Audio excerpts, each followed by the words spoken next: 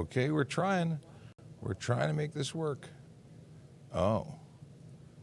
Let's try here. Maybe that's why it's not working. It took too long. Let's see if the... oh, and we're working. We're good. We're good. Okay, closing here. Nice. All right, I'm going to go live here as well. So cool. Things are happening. Excited to be here. I almost had it all done right, and then I didn't, and now I do. Okay. We're doing things a little differently today, and the reason we're doing things differently is because we're making sure that everybody is happy, or at least as best we can. If you're watching on TikTok, you have two options today.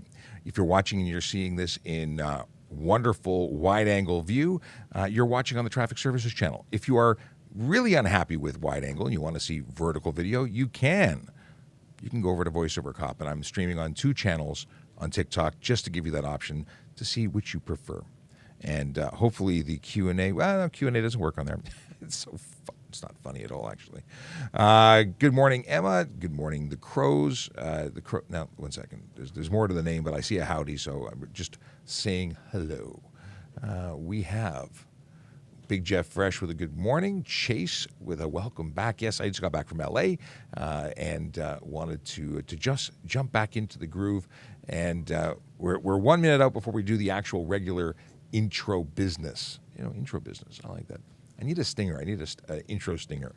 But we'll get that into in a second. In a second, we shall do. Jean-Pierre, good morning.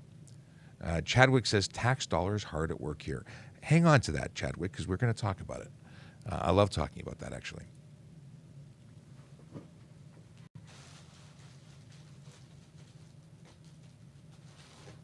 Yes, I also want water.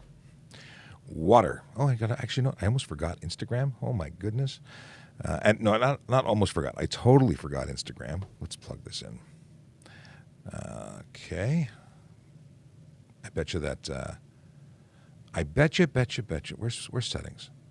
Here we go, settings. Should probably connect to the Wi-Fi. Oh, Wi-Fi is connected. Is it going to accept me? Let's see. I have a T here. Yeah, I've got to log in.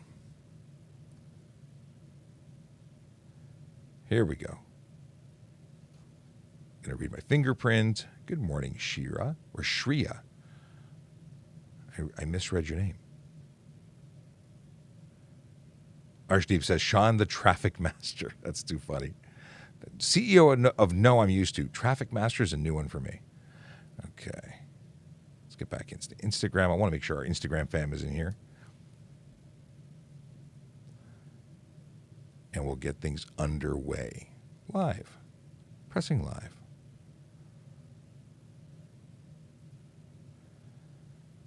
Why do I have no camera? Why I don't see myself? What is going on here? Let's try restarting that app.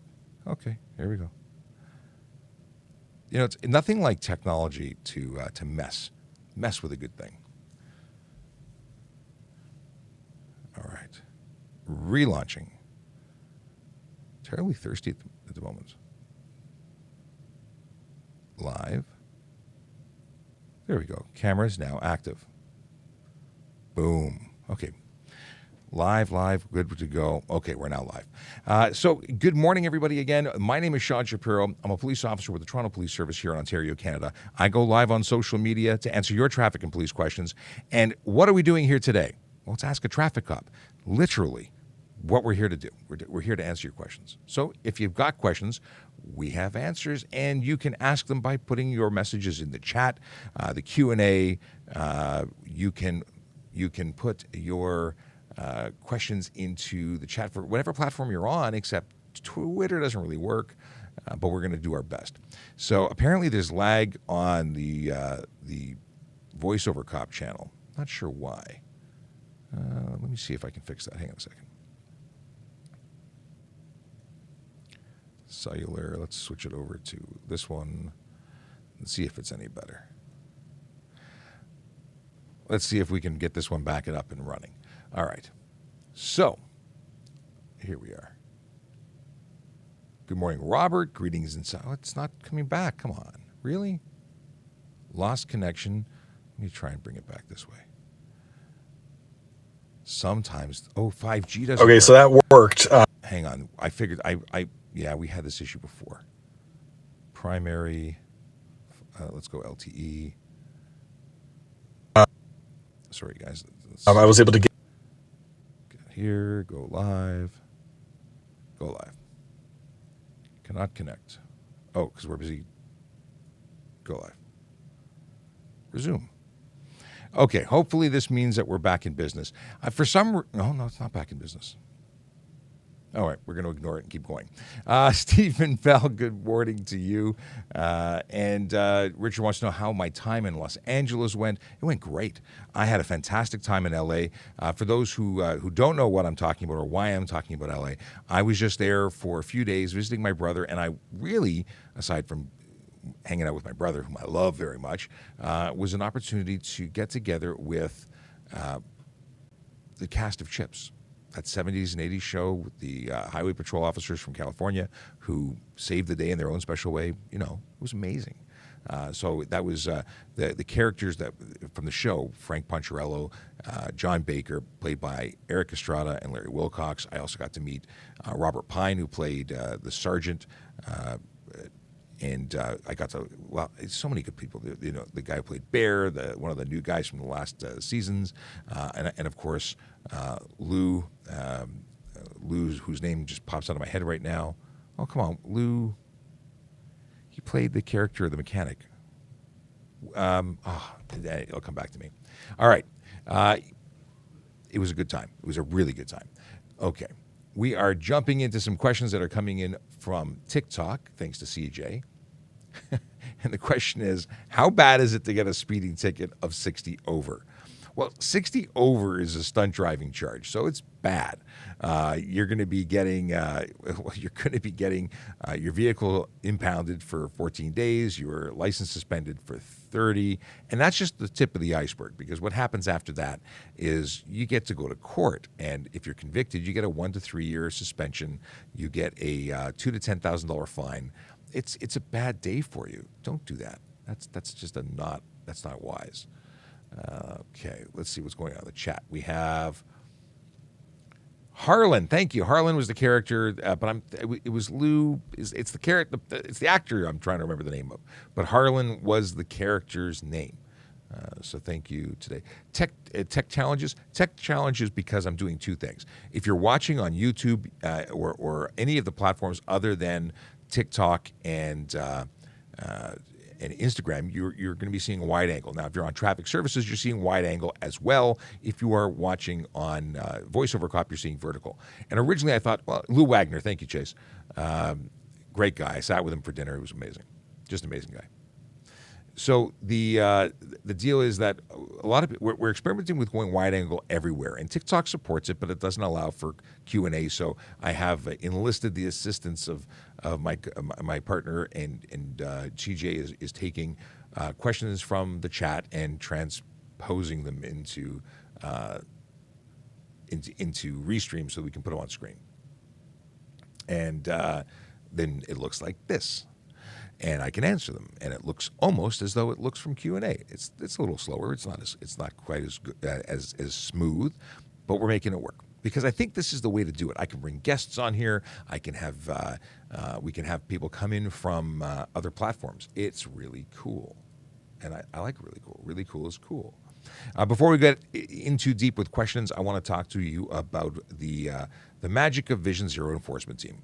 That's me stalling through TikTok or Twitter, I should say, to load.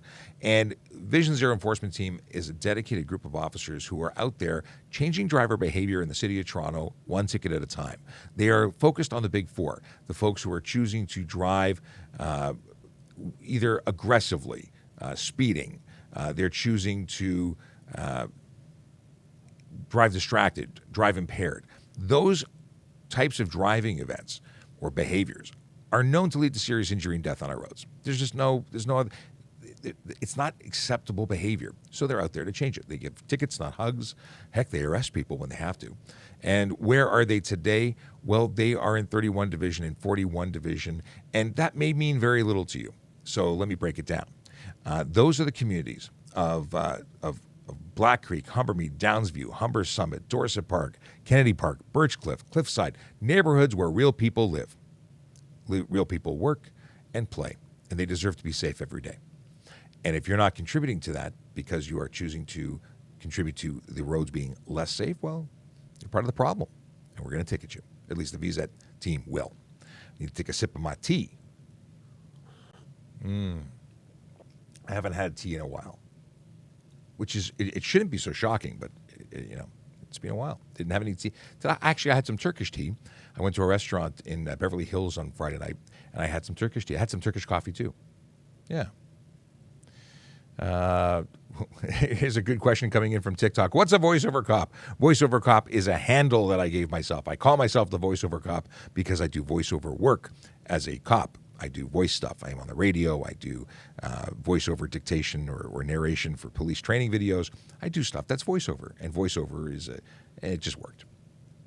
But somebody that asked a question earlier, actually there was a comment. Someone was being snarky and said, tax dollars at work. Let me break it down for those who have questions about what the tax dollars are doing right now. I am a police officer, but I am also a media relations officer and a social media officer, which essentially means I'm here to educate people about traffic safety, traffic law, and police stuff. I do that every day. And if you're interested in that kind of stuff, if you want to know answers to questions to make yourself safer, to avoid getting tickets for things you didn't understand, or you just want to know about employment, you want to become a police officer, anything you want to know, we probably have an answer or a place to send you to get the answer. For the people who think that this is a waste of money, well, that's okay. You don't have to pay attention to what we're doing here, but we do it for an hour a day to help the public. We used to go to trade shows and spend 8 hours a day. Now we spend time for an hour a day as part of our day, part of our general responsibilities. And if you don't like that answer, then I can't help you. It's something that's not only supported and doing really well, but growing. And other services around Ontario and the world are going to follow suit and probably do the same thing as we are here, because it's cool. Stephen Bell says, why does the fire department, I'm too busy enjoying this comment. Why does the fire department sleep at the station but EMS and police don't? Their shift pattern is such that they do 24-hour cycles, and maybe they're lucky, maybe they're not, I don't know. They work a very different schedule than we do. And they also, I think they still have fire poles where they get to slide down. It looks like fun. In any case, I don't have a better answer other than they do things differently than we do. And they have a calendar. I don't think we have a calendar. What is this? Is there an offense if the height on your license is wrong, and have you ever checked? Chase, that is a great question. You are known for great questions. I have no answer for that. That information it should be accurate. You shouldn't provide false information, but I've never checked someone's height before. Interesting. Would never have gone there. Let's see here. More sippage has to happen. If you don't already follow us, please do. We'd love to have you as part of the fam. We do this Monday to Friday from 10 to 11. And actually on Wednesday, if all goes well, we will also be on News Talk 1010 with Jerry Agar, doing this as we blend our channels into one for a half an hour. Okay. Why does police need to be armed to handle traffic? Well, first of all, we are police all the time, not just when we're handling traffic, and we're not limited to just handling traffic. So as police officers, we have to be able to do whatever we need to do, and being armed is part of it, because we may be responding to violent calls for service, and we do arrest people. So, it's not one of those things where we disarm for certain duties and arm for others. Also, traffic calls tend to be the most dangerous. Now, that may sound strange. Why is a traffic call so dangerous? Well, we're A, alone, and B, responding to unknown. We're pulling you over. We have no idea who's on the inside of that car. We don't know if they're good guys, bad guys, armed guys, otherwise. We don't know if there's a domestic violence event taking place. It's just an unknown. Very often when you go to a call at a home, you're expecting certain things, and you generally have a partner. But it's a good question. Okay, let's pop over here. Jacob, good morning. And I see that there's a volley left. Volley is something that is something you can join in on and utilize. It is where you can send me video, voice, and text. And while I think of it, you can jump on to Volley by going to trafficcop.ca. It is, again, that is my link tree. So you can go to any one of our wonderful, wonderful places. Okay. Is it illegal for cops not to call parents after their kids has been in an accident? Is it illegal for cops not? Depends on the age of the child, where and who owns the vehicle and so on. But child, if they're, I have a parent. He doesn't get a call if I get into a collision. Depends on what you're saying, which child. Okay. And that that was CJ was on it. Look at that. Okay. AU 703, what happens when your driver's license is expired because your birthday lands on a Saturday? Well, you are unlicensed. You can't drive. You should never wait until you expire to renew. So you renew it in advance, well in advance, like when you get the notice to renew. You should never wait till the last day. And if it expired, you can't drive because you're unlicensed at that point. But it's a great question, and I'm sure you're not the only person to wonder that. Let's see here. We're going to remove that one. We're going to move to, can the RCMP officers write tickets in the city? So first of all, it depends on what province. Because in Ontario, generally speaking, the RCMP are not involved with enforcement activity in any way. Are they police officers? Sure they are. Can they stop you? Absolutely. In the case of Ontario, they're probably going to be calling one of us to continue the investigation based on their evidence. And it's no different than if we were way outside of our jurisdiction, we would pull you over and we'd call a friend because that's how we would do that. Could they lay the charge themselves? If they were, I believe that they have to go through a process of getting certified for the HTA in Ontario and Quebec. And I think that's only for Ontario and Quebec because I believe that they do that kind of activity in other provinces as part of their routine duties. Okay, we have a question. Can you drive alone on the 400 series highways with a G2 license? And the answer is absolutely you can. A G1 requires you to be supervised with by a qualified G driver that has 4 years experience. That experience starts when they get their G2. But once you have your G2, you can drive alone, and you can drive on any road in the province and even into the United States. You can drive. You have to follow all the conditions of your license, but you can drive. Okay, what we got? Oh, we lost. Why did we lose it? We lost connection here on, not sure what's going on there. Lost it on VoiceOver Cop. Let me see if I can get that going again. Trying something new. A quick tip for you. I don't want to actually hear that. Try it again. Resume live. I could also turn this down so we don't hear. Yeah, we're having connectivity issues on the VoiceOver Cop channel. No idea why. What can I say? Can OPP pull you over on reservation territory? I actually don't know the answer to this. I assume because I believe they are. I don't know the answer, but yeah, I don't know. I don't know if this. I would assume because we're Ontario Provincial Police or they're Ontario Provincial Police that they could, but I don't know. So we'll have to leave that one for another day when we can talk to the OPP and find out. And we do have some friends in the OPP. We can ask them that question. We already covered this one. See, I meant to delete that, and I put it on screen instead. Hey, are you interested in becoming a member of the Toronto Police Service? Or would you like to become a police officer? We are currently hiring in a number of different areas, policing, parking. I believe we're currently hiring for special constables as well.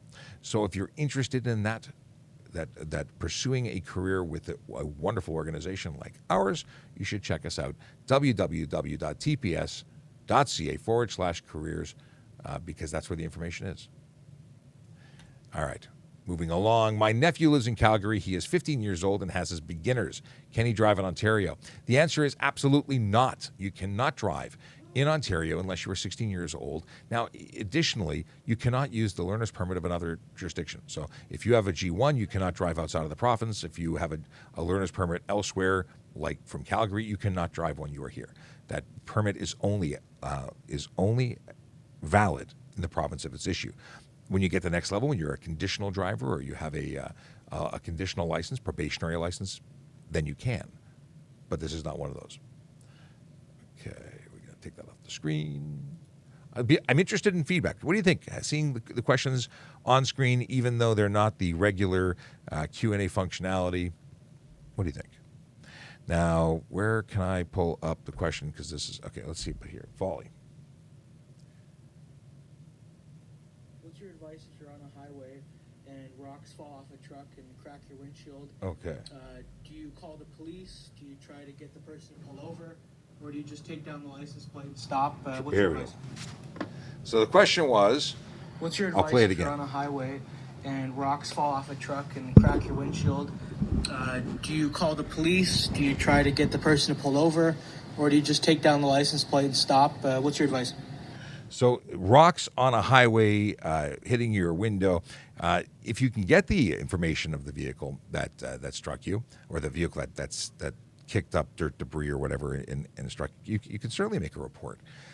It's not call the police and wait. That's not a collision that's going to be requiring that kind of interaction. They're going to send you to a collision reporting center, and that's what you do. You can report it there. You can also notify your insurance, and you can notify them about the information that you have. But a police report will likely be required for their purposes. So you don't have to make a report unless the damage for across both vehicles is over $2,000 in Ontario. That's the deal. So could you make a report? Yes, you can. Could you call your insurance company and let them know? Chances are it's still going to come out of your deductible because of the, thinking out loud here. It may still come out of your deductible because it's a minor claim. But it's a good question. If Sergeant Campbell shows up, and he usually does, we'll throw that one at him too. But windshield's just is fairly minor. It's an annoying thing.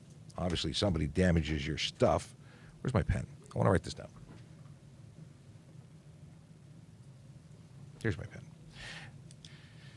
Okay, windshield. We're making notes.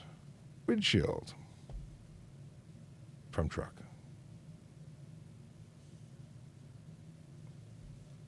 Yeah, he's not here. But I like the question. I like questions that I don't have answers to. They happen. And good morning to my wife, Leo wife, who's watching on YouTube. Thanks for popping in. Long time no see. It has been a long time. I haven't seen her since this morning. Okay. Rena says, as a traffic engineer, what is the question? As a traffic engineer, what is coming you would like to change about the roadway that makes bikes and pets safe? I'm not a traffic engineer, so I don't know what kind of traffic engineering suggestions I can make, but I do like the idea of proper separation between cyclists, pedestrians, and drivers. I like turns or corners that provide that force people to slow down and provide better visibility. I also would like to see. It may not be an engineering thing, but I'd like to see a lot of automated enforcement make its way to our roads. I'd like people to be held accountable for speeding and not stopping more. So maybe that's outside of that. But and I wonder about overpasses or in some cases tunnel systems where you can cross the street without getting involved with traffic. There are other issues that come up, but trying to keep pedestrians and traffic separated as much as possible. It's interesting stuff to talk about. And Stephen says, thanks for answering my question. Okay. Oh, interesting question. And this is from Chase. Are we going to do a Survey Monkey again? It's been a year. Maybe we should do a survey of some kind. Before it was done on request of because we were really new and trying to figure out what our reach is. We've more than doubled, I think, since that's happened. Maybe we should reflect, look again, see what's cooking. I like surveys. Feedback is good. We get a lot of feedback anyway, but it's still good. Insurance broker here. Oh, the pros are in there. Insurance. Okay, windshields will go through your comprehensive if it's a flying stone or rock. So I assume then it means that you're going to pay the deductible and you are not going to require a police report. I'm just confirming that, but good to know. Thank you. It's so nice to have a community that we can call on for this great information. Okay. How do you pull over on a highway with no shoulder like the gardener? Do you get off at the nearest exit? So if you're being pulled over by police, it's the nearest curb or edge of roadway. So you're still going to be expected to pull over and stop right where you are. Essentially, you don't pull off the next ramp. We are pulling you over. We have lights. We are closing that lane for your benefit and safety, and people will have to go around us. But yeah, you can't just drive around looking for good parking. Okay. Let's see what's next. As an instructor, if your student gets a ticket, does the instructor get one too? That's an interesting question. It's similar to that of, if you're a supervising driver, does the driver get one too, or the supervisor get one too? And the answer is no. The driver gets the ticket. There could be charges in relation to, alcohol if there was alcohol involved, but the driver is still responsible. Okay. What is the law on trailer trucks taking all the lanes? Well, if there's a sign prohibiting a truck being in a particular lane, then if they're in that lane, they're not allowed to. If they are not, if there's no sign, then there's nothing preventing them. Now, we suggest if you're not actively passing, stay out of the left lane. That gives people a place to go and prevents people from doing silly things to pass on safely. But is there a lane that they cannot be in? Not unless there's a sign. But it's a good question. I like it. Now, I'm going to quickly have a look through here and see what's cooking on here. We have Chapo 3. If I don't have a criminal record but was on probation, can I still become a police officer? Minor charges from your past may be something that our employment unit can overlook. It's going to be on a case-by-case basis. But in most cases, if you have a criminal record, you cannot be a police officer. If you want more information and want to speak to a recruiting officer who have all the answers, check out www.tps.ca/careers for information on that topic. And that was coming from Chap 003. Electronic auto theft is on the rise. What can a person do to protect their vehicle? There's tons of great options. One of them is something as simple as that 1980s invention, the club. It's a physical bar that gets locked onto your steering wheel. Anything that makes your vehicle less easy, it takes more time to steal, is a good deterrent. There's no perfect solution. There's no guaranteed solution. But it is a place to start. And when we talk about other options like remote ignition kill switches, not remote by remote control, but remote as in it's somewhere hidden, a ODB2 port blocker or cage cover, those are good things. We talk about, when you talk about radio, when there's repeater theft where they copy your remote codes so they can start your car by using an antenna. Put your stuff in a Faraday cage or Faraday pouch. I use one at home. These are good things, but there's no perfect answer. But those are ways to reduce the chance. Here's a good one. For any type of traffic stop, are we allowed to use a picture of our actual valid license? The answer is, under the Highway Traffic Act here in Ontario, you are required by law to surrender your actual driver's license, your actual photo card, that piece of plastic they send you in the mail. You have to surrender that upon demand of a police officer, and a picture, a photo, is not an acceptable alternative. Now, at some point in the future, we're going to be going to an electronic ID. It'll happen. It's just not here yet. And until it does arrive, you have to use the actual card. Okay, I see that Vehicle Valley says hello, and I see you, and hello back. Let's see what's going down here. U-turns on red light, no traffic. Is it the same as running a red? Well, here's the deal, and it seems to confuse many, many people. If you proceed through a red light without stopping, you have run the red. Whether you do a U-turn, straight through, right turn, left turn, doesn't matter. You don't stop, you've run the red. That's a ticket. If you make a stop and then proceed through, you have proceeded before green. It's a different charge, but it's still an offense. So if you stop for the red light and then make a U-turn, you've broken the law. You've proceeded before green. If you make a right turn without stopping, it's running the red. If you make a right turn on a red and it's safe to do so, you're doing what's legal as long as there's no signs preventing you from doing it. But what a great question. Only because I'm shocked that that's a question. And it's great because there's people need to know the answer to this. Hey, if you don't already follow us, please do. Regardless of what platform you are watching us on, I would appreciate it if you hit that follow, subscribe, or share it with your friends. And share it with your friends, because we want more people to have information, our information, the information that we're sharing, education, traffic law, traffic safety, and police stuff in general. My name is Sean Shapiro. I'm a police officer with the Toronto Police Service. It says it all over the place behind me, on most platforms. And if you want to follow us, we'd love to have you along. But we do this Monday to Friday from 10 to 11 to answer your traffic and police questions. We're on all sorts of platforms. All of them, other than Twitter, will allow you to ask us questions. If you're on Twitter, you need to move on to a different platform, because while you can watch us, you can't talk to us. It just doesn't work with the software we're using. Yes. Stephen Bell says, what do you think about the new cell phone laws? I am not aware of any new cell phone laws. And I've been seeing this since January, when an old video of a friend of ours from the radio land, obviously on TV land too, because he was on video, said there's new laws. Well, that video is dated. There's no new law that I'm aware of, because they've not changed any laws. And if they did, they certainly haven't told the police, which is problematic. But the laws remain the same. If you use your cell phone while you're driving, it's $615. If you are convicted, you face a 3-day suspension of your license and 3 demerit points. On the first conviction, it goes up, I believe, to 7 days and 7 points after that. So there's escalating measures, and the dollar amounts go up as well.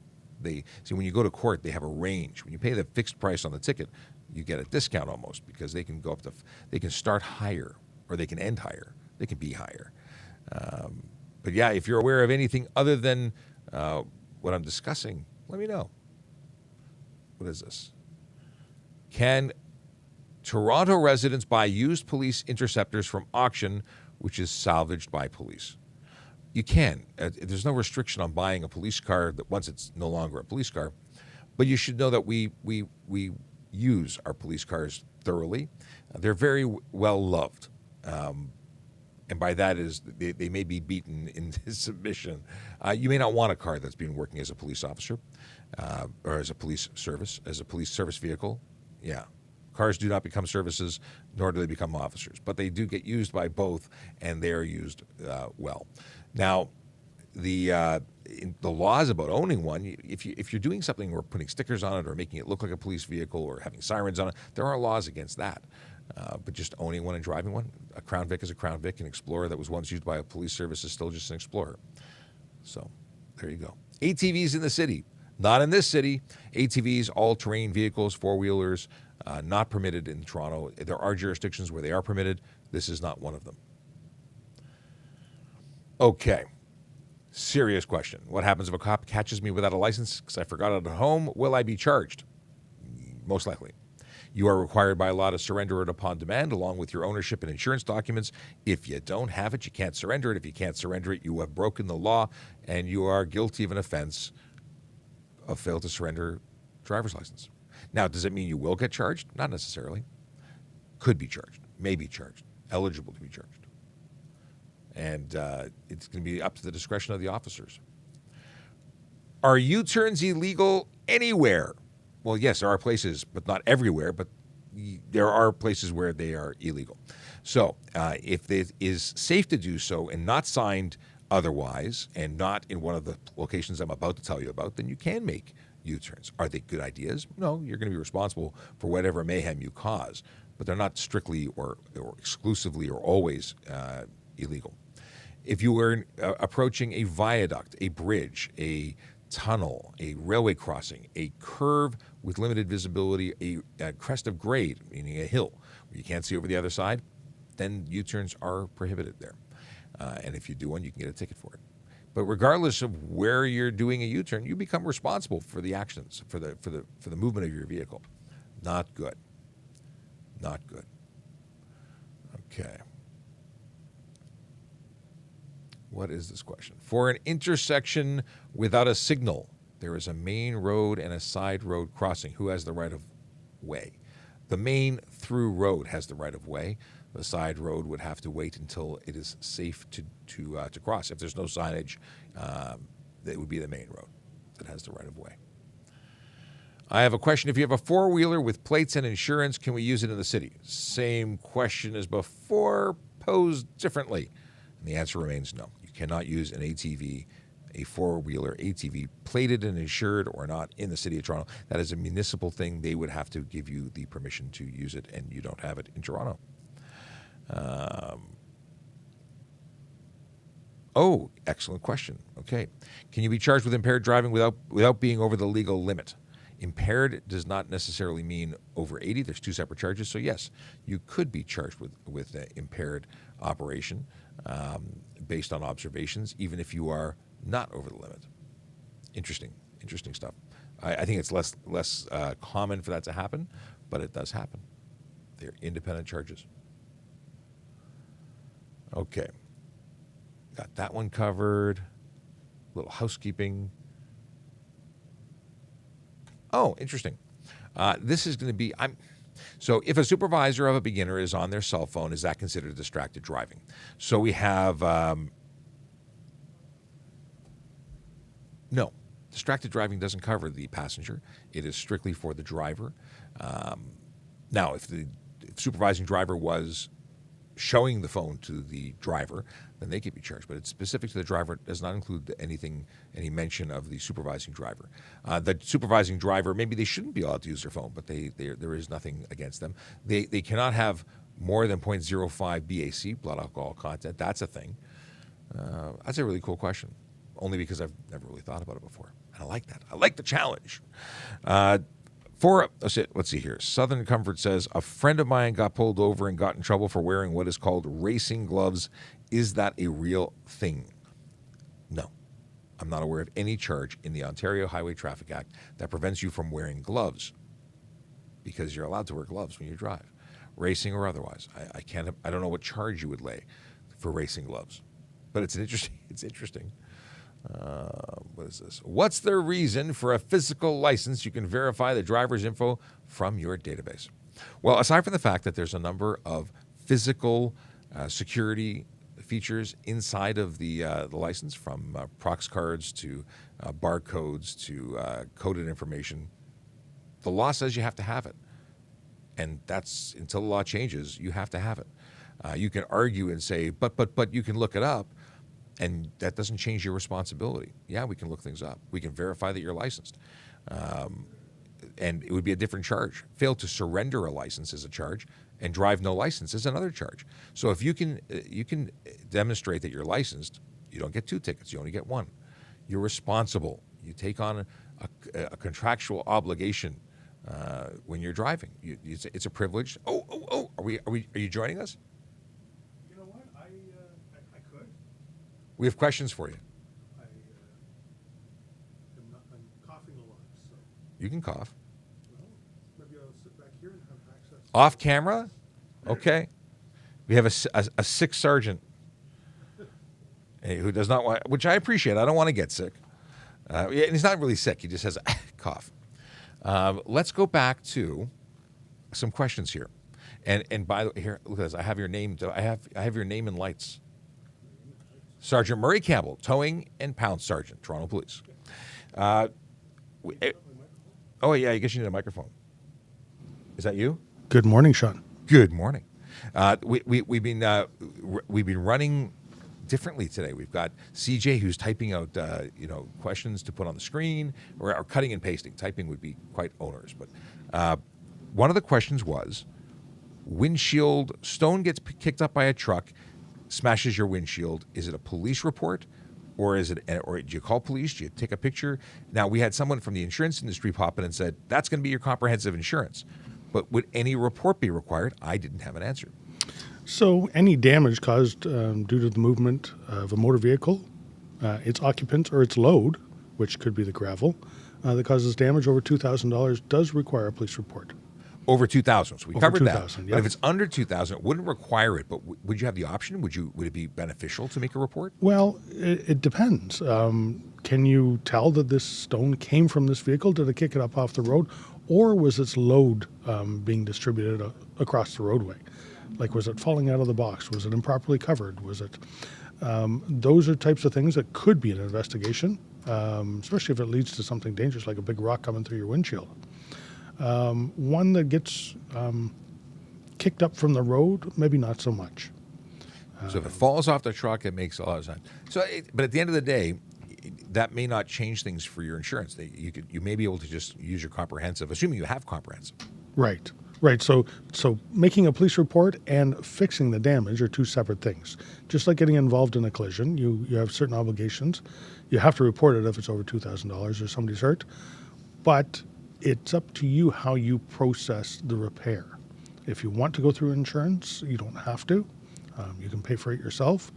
Or, it's a civil matter, right? So it's a civil matter to get your vehicle repaired. Your insurance is there for you to use, but sometimes it's not worth it. Yeah. Sometimes that increase is too much. It could cause some issues, at least for the financial impact. Could I be fined for having a loud stereo system in my car?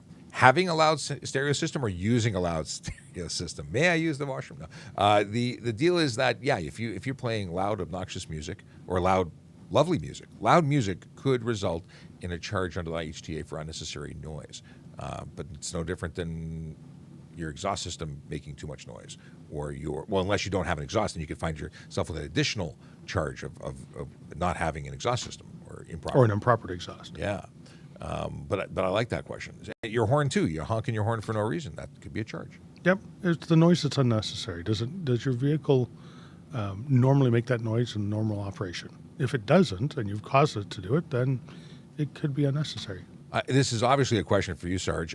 Do cops target L drivers in lifted trucks or loud vehicles? I don't know what an L driver is, but let's minus the L and just go. Do we target drivers in lifted trucks or loud vehicles? We enforce the law. Well, actually, I'm letting you answer. I said it was for you. You know what? We enforce the law. And our big focus is on people that are breaking laws that affect the safety of people. Aggressive driving, speeding, impaired driving, that's our core focus. But that doesn't mean that we won't stop somebody for an unsafe vehicle. If it's a lifted truck and it's not done properly, it could be considered unsafe.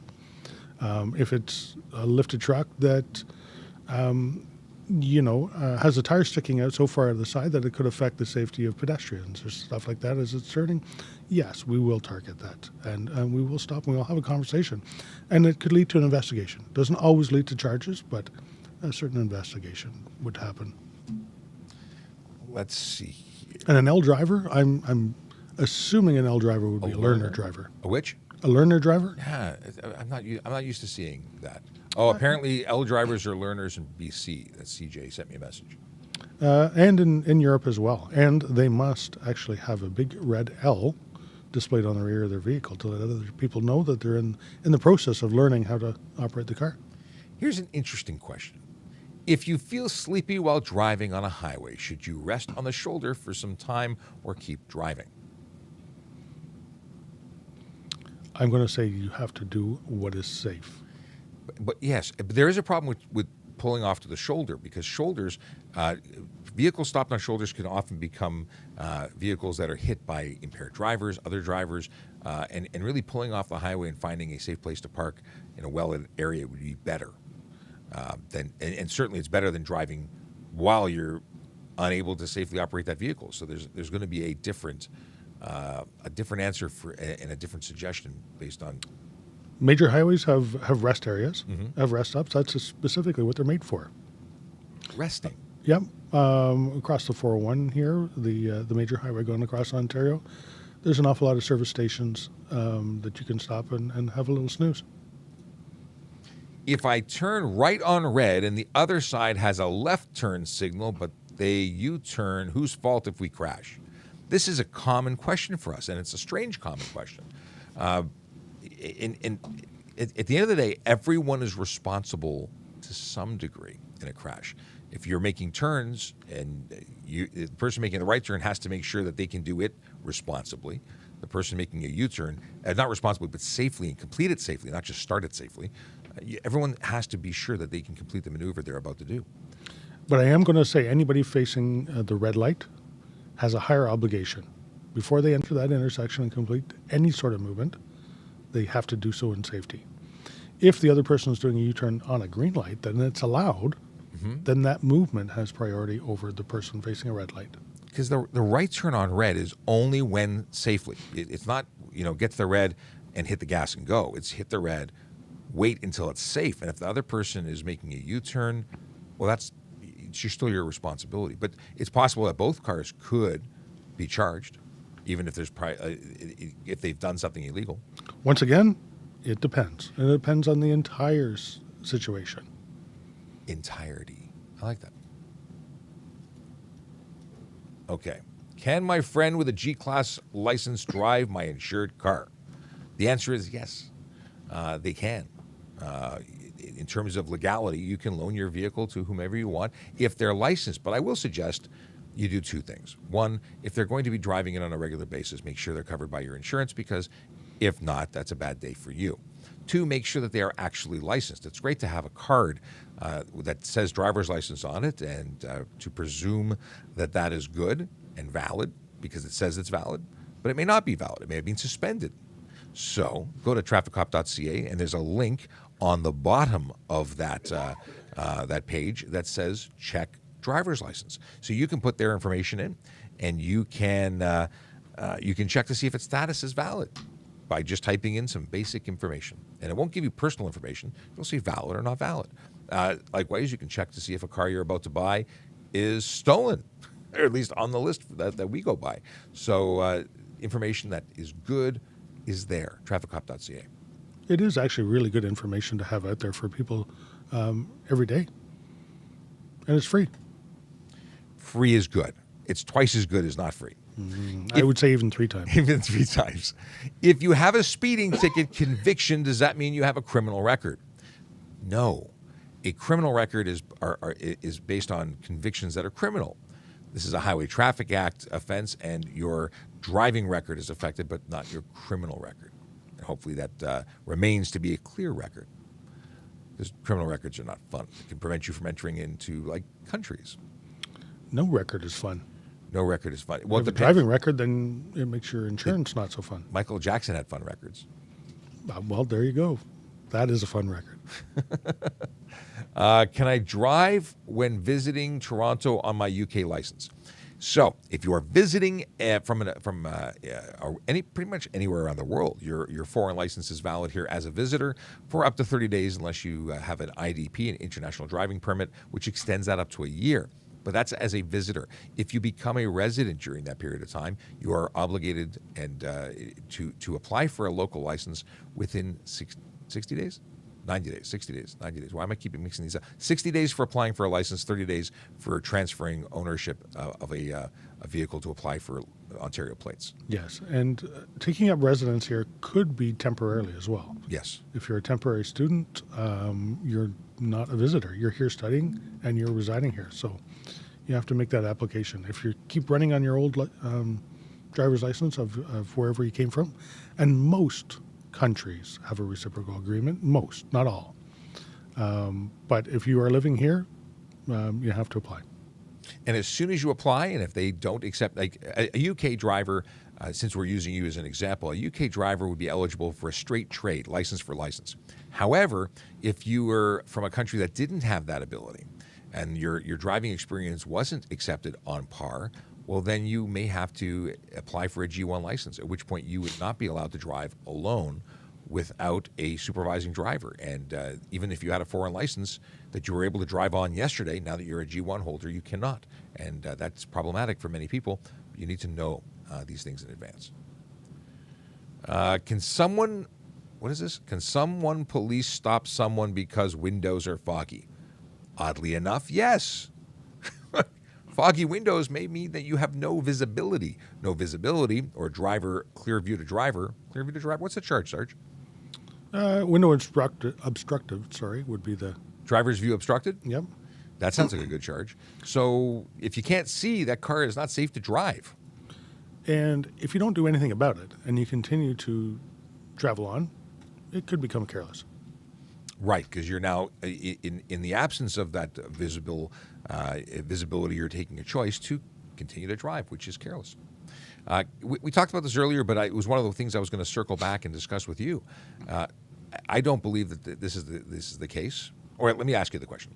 Can the supervising driver of a G1 use their cell phone, or is it that a distraction? Well, it is a distraction, there's no question. But is it against the law for the passenger who is supervising to be distracted?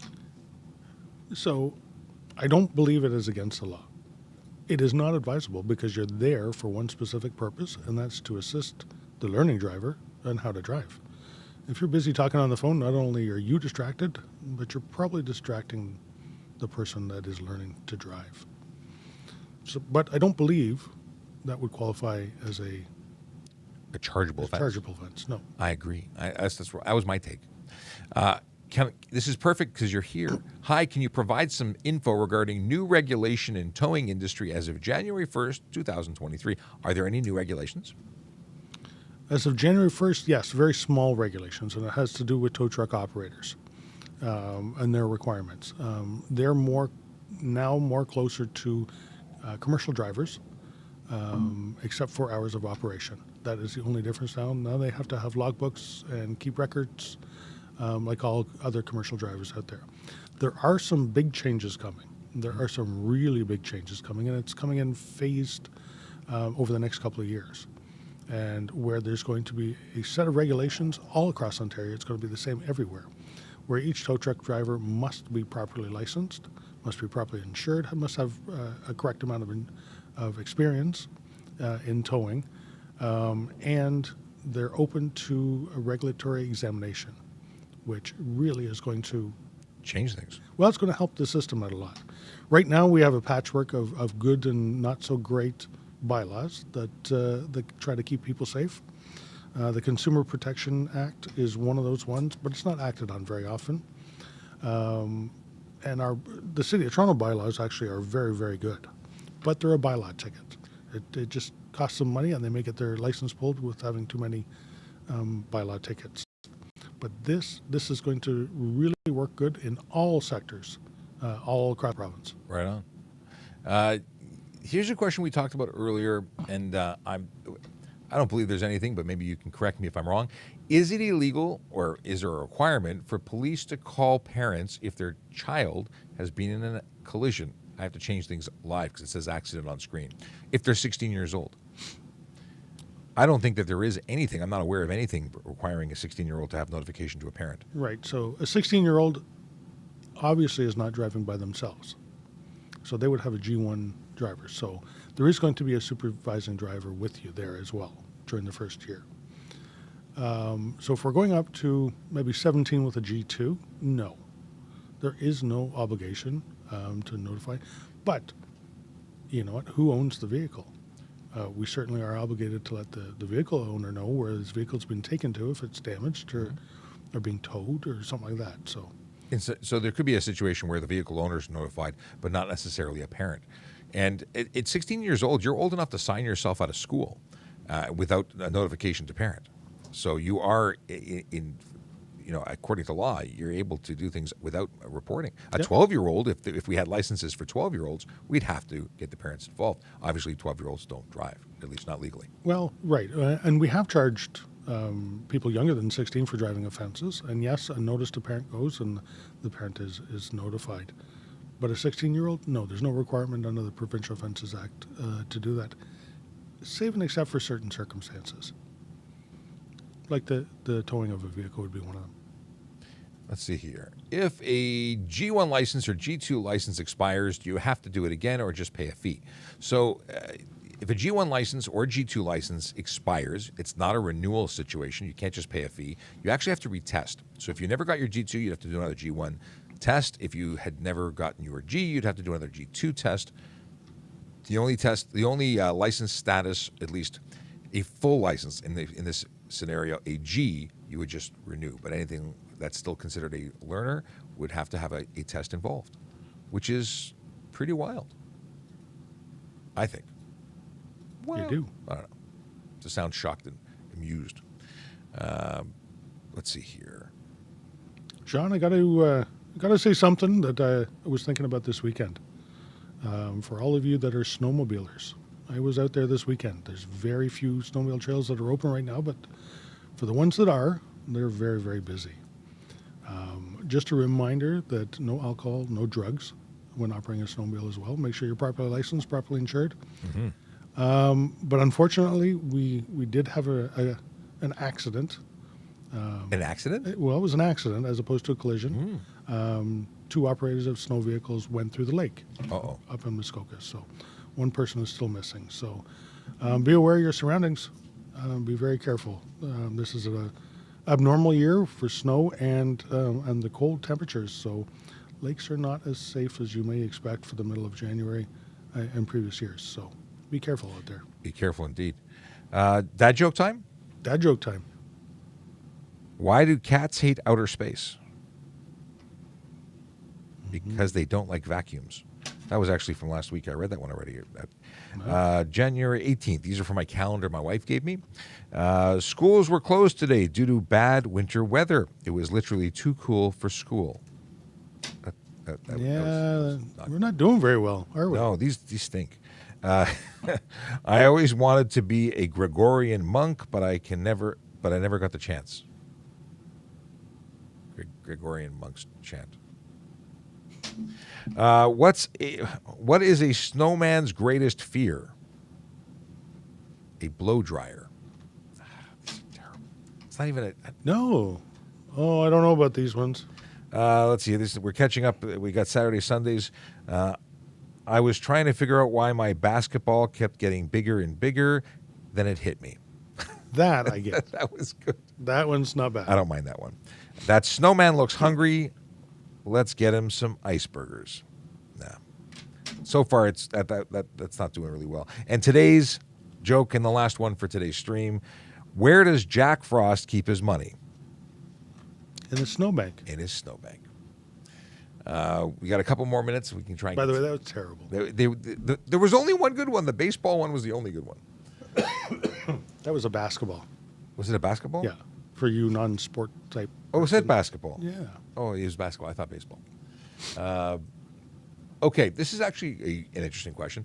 Are you expected to stop if a police car pulls up beside you without its emergency lights on?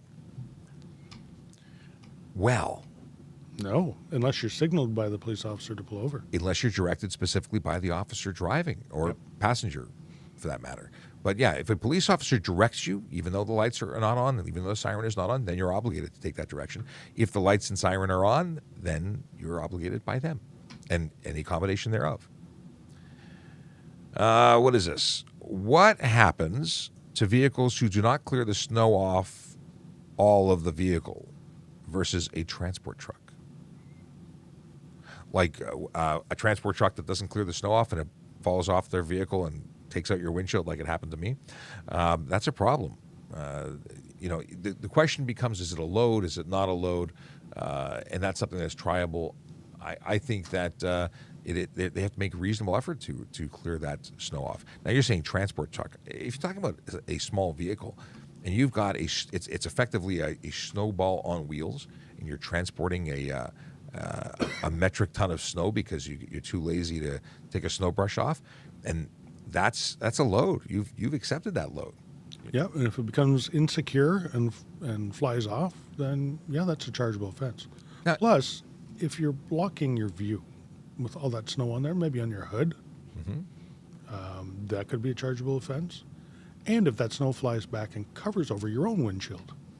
Well, and that's the biggest problem is your vehicle cabin heats up. It's going to create that bead of water. That bead of water is going to allow the snow load to slide forward or back when you accelerate or decelerate. And that's going to change the way your vehicle operates because you can see and then suddenly you cannot see. And it's incredibly dangerous. So you could escalate that into the careless driving scenario. Clean your snow before you go. I like it. Is it illegal to drive with your fog lights on if there's no fog? No.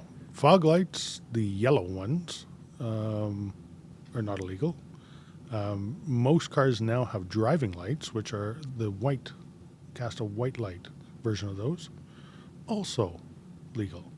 Unless you have more than 4 lit at a time. You got me. That's where I was waiting to throw that in. Were you going that way? I was waiting.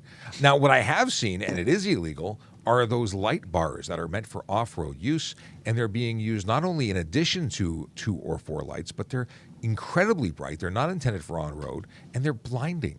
those are illegal. But that's not a fog light. That's not a driving light. That's an off-road light. Right. Okay. Got a couple. What we got on the screen here. We can get through these. What is We're this? almost there. We're almost there.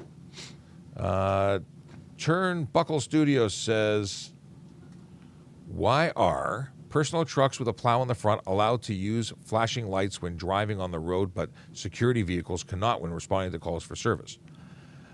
Interesting question. This is a question coming in from Twitch. So personal trucks or snowplows are permitted to have blue flashing lights No. if they're operating on contract by the city. Yeah. Okay. I spoke too soon. And because I was going down the garden path, And they're actually in the act of plowing or salting. but amber flashing lights are not restricted. So if they had ambers on, they wouldn't be breaking any laws that I'm aware of. But a security vehicle doesn't have any traffic clearing authority and can only use amber lights. But what's the purpose of that? They're responding to calls on private property. You can have whatever you want. On public property, on the road, you can't, because it's confusing to other drivers. Especially, we're talking amber lights are okay, but why would you turn them on? Right. It doesn't mean you get to go any faster. It doesn't mean you can speed. It doesn't mean you can go through red lights. It doesn't actually mean anything. Amber lights are meant for that you are a hazard. So you should not be making yourself into a hazard while you're responding to a security call. And I'll tell you, as a police officer, we don't turn our lights on unless we absolutely have to. We don't want to, alert the bad guys that we're coming, because we want to catch them. B, we don't want to put ourselves in risk, in harm's way, by having people respond improperly or unpredictably because we're coming. What is someone supposed to understand your lights to mean? You don't have authority to do anything, so it's just blinking lights that could possibly be negatively impacting other people's ability to see. Sean, I'm sympathetic to emergency vehicles, to tow trucks, and to road service vehicles that have the amber flashing lights on there. But I'm imploring them to use it when they are a hazard, when they're on the side of the road, when they're performing a service, so that when people see the yellow flashing lights, they actually slow down and move over. I see many tow trucks, many vehicles driving around with all these flashing yellow lights going as they're driving down the road. That kind of defeats the purpose. People get used to that yellow flashing light being there, and it won't be an anomaly for them the next time they come upon one. They'll ignore it. And they may put somebody else's life at risk. So yellow flashing when you are performing something that is a bit of an abnormality on the side of the road, in a live lane, in around when there's an actual hazard. If you're towing a car, there should not be a hazard with it. And if there is, you shouldn't be towing it. I thought there was a requirement when towing to have the lights active. Nope, absolutely not. Oh, good to know. Absolutely not. And in fact, I'm saying they shouldn't have it on. Okay, I like it. Should you put your plate in the front window if it falls off until you can fix it? That would be a hard no. I like to call them license plate shurikens. Yeah, you're going to take that little thin piece of metal and stick it up on your dash for when you get rear-ended. It's going to come back and hit you in the head. Take your nose off. It can be very dangerous. And they must be on the front of the vehicle. They must be displayed so that anybody can see it on the front of the vehicle. And if it's not, don't drive it. Yes. There are ways of getting things fixed, and like immediately. Obviously, if it just happened, you're making a police report about it, or if it was a collision you were involved in and you've got it there, better to be secured in your trunk than inside the front dash. But know that you could be charged for not displaying your license plates, whether they're in the windshield, behind the windshield or not. That's not a place that counts as displaying it. Jace says that in Saskatchewan, if you have your personal vehicle certified for blue and red lights, if you're a volunteer firefighter, they have different laws when it comes to lights. Yeah, our volunteer firefighters have green flashing lights. Yes, and it doesn't give them any special privileges. It gives them a notification to their neighbors to say, get out of my way, please. Not get out of my way or else. Right. Can't speed, can't go through red lights, but they are volunteers and they're trying to get there as quick as possible because they're going to help somebody that needs it. That's it. Can you get a ticket if one of your front lights doesn't work? And are there points? The quick answer is yes, it's $110 for having improper headlights. Points, no, there's no demerit points, but that doesn't mean that there's no impact to your insurance. It's a minor offense, but your insurance company could hold it against you.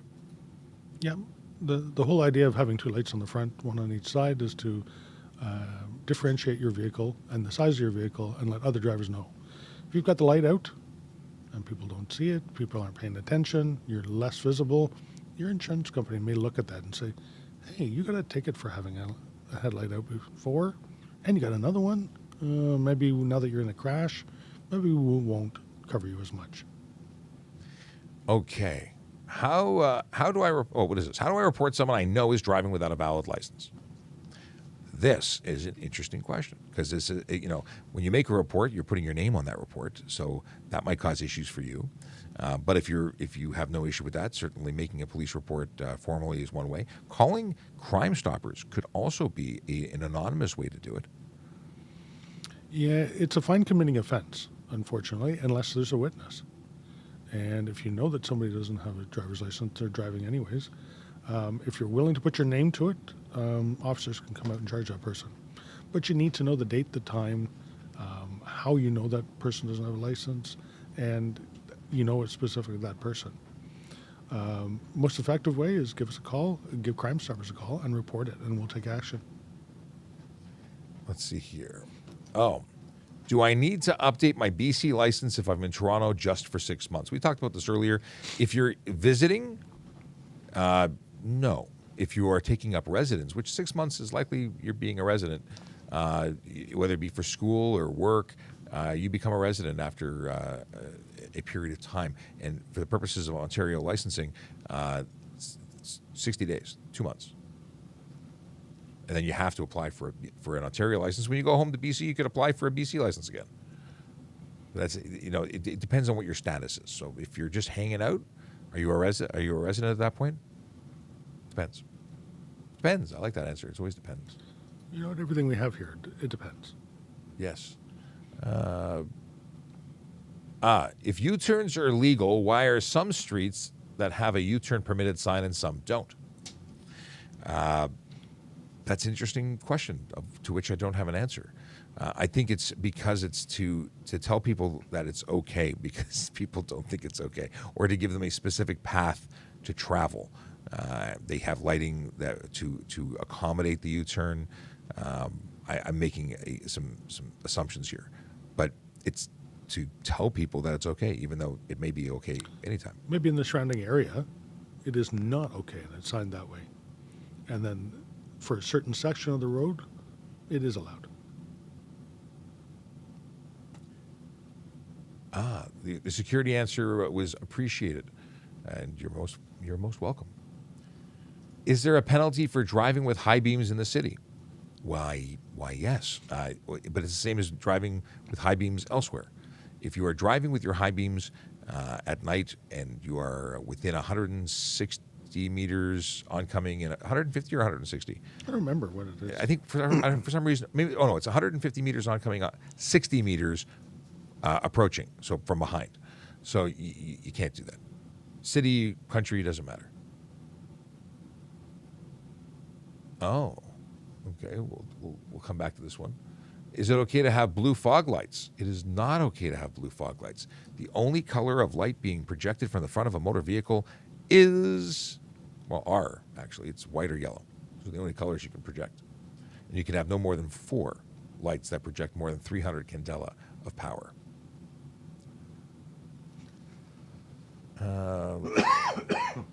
Oh, sorry. That's okie dokie. It's an okie dokie. Can you get a ticket for sleeping in the passenger seat of your own car with the heat on if you're intoxicated after a few drinks? So engine running, sitting in the passenger seat, this is a touchy subject. Yes, you definitely can get arrested. Not just charged for a ticket. It's an arrestable offense. Yeah. Because you're in that care and control situation. And I've had people really, well, what am I supposed to do? Well, you take a cab home. Or you find somewhere else to sleep it off. Yes. Not in your running vehicle. Not in any vehicle that you have the means to set in motion. And what tends to happen is people with great intentions say, I'm too drunk to drive. They take a nap for 2 hours. They're still drunk.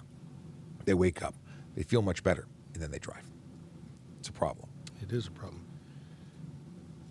Okay. Driving with pets in driver's seat of car. Is it legal? If yes, why? It's not legal. In the driver's seat. They can't be on your lap. They can't be having the ability to interfere with your vehicle. And by the virtue of being on your lap, they're interfering with your safe operation of the vehicle. So the answer is you can be charged with careless driving or drive while crowded. Either would be appropriate charges. And you're putting your animal on your lap in front of you.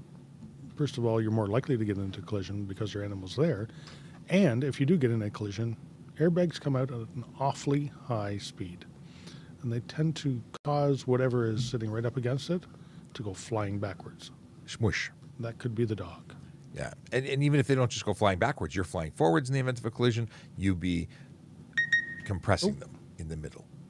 Is showing a copy of ownership and insurance sufficient? For the ownership, a true copy, a copy that is covering both front and back of the vehicle ownership document is acceptable. If it comes to insurance, an electronic version delivered by way of an app or the original is accepted, but not a photocopy. And, of course, your original driver's license is required. You can't have a photo or photocopy of that. A true copy of your ownership is actually recommended. And that way, if somebody breaks into your vehicle and takes your ownership out, they can't pretend to be you, sign the back of it, and sell your vehicle without you knowing it. Well, apparently we're having some lagging issues with our stream today. Interesting. Are we lagging behind because Yeah. We're late, but I'm trying to clear out some questions just to get rid of them. I'm not looking for new questions, but the ones that CJ's already picked out, I want to try and get rid of them. Thanks, CJ. Yeah. On St. Clair, they have U-turn areas because they added the streetcar tracks blocking access for left turns. So that's to specifically spell it out, I guess, to say that's the only place you can do it. That makes sense. I like that. That was Kayla Draconis who shared that. Seeing a lot of officers fully tattooed with some big beards, is that a new thing? There are tattoos is permitted as long as they're not inappropriate or there's and I don't know what the judgment is on that. Maybe Sarge, you can enlighten those of us. But big beards are not permitted, that I'm aware of. No, 2 centimeters from the face for a beard. And their supervisor should be looking at that if it is any longer. Tattoos, yeah, offensive tattoos, not allowed.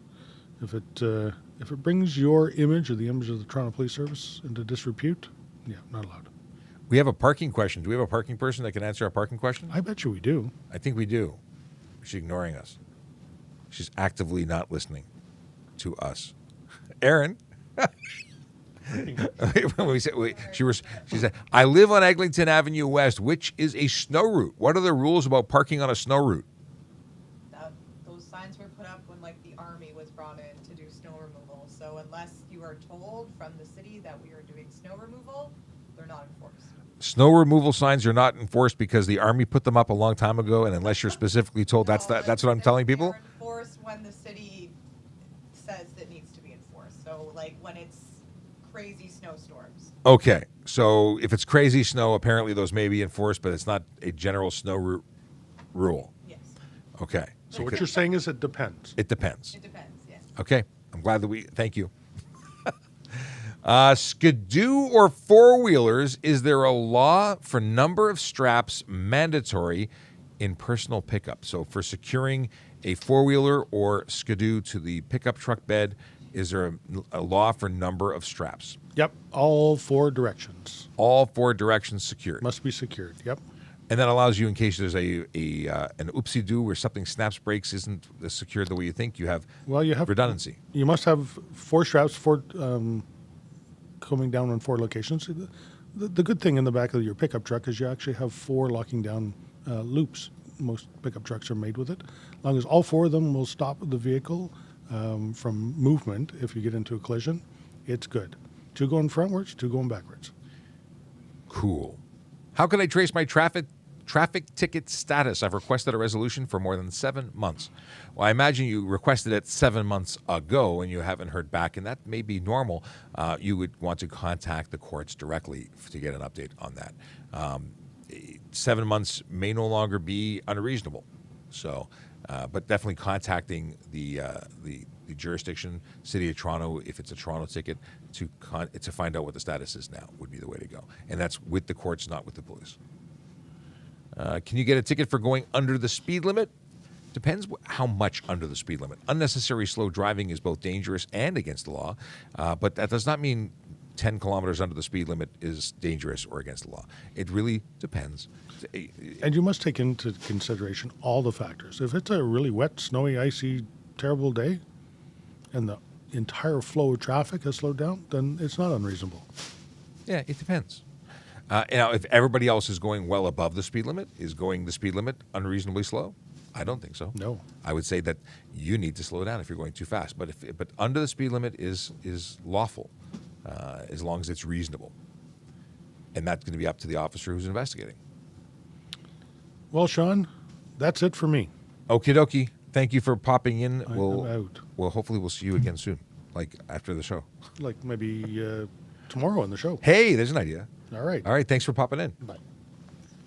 And if he doesn't get us sick, he could actually be on the show, like on camera. Have you been sick? Are you sick? I don't mean like sick, but I don't know. Someone wants to know what the pros and cons of being in law enforcement. You know what? It's a fantastic career. If you are interested in a career in law enforcement, I suggest you check us out. You can get more information by going to www.tps.ca/careers. I think it's the best job in the world.